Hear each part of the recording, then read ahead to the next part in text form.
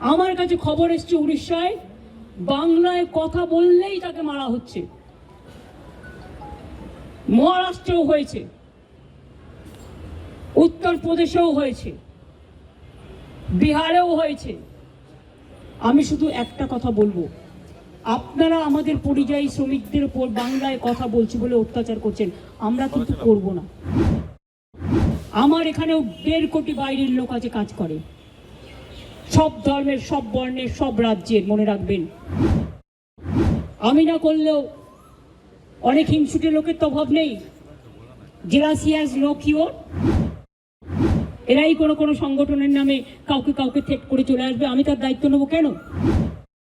আমরা চাই না কারোর সাথে কোনো ভুল বোঝাবুঝি হোক। আমি তাই উড়িষ্যা গভর্নমেন্টকে, বিহার গভর্নমেন্টকে, রাজস্থান গভর্নমেন্টকে এবং আমার চিফ সেক্রেটারি আজকে চিঠি পাঠাচ্ছেন হোম সেক্রেটারিকেও। ডিজি অলরেডি উড়িষ্যার ডিজির সাথে সম্ভবত কথা বলেছেন। আপনাদের সুমতি হোক, শুভবুদ্ধি হোক,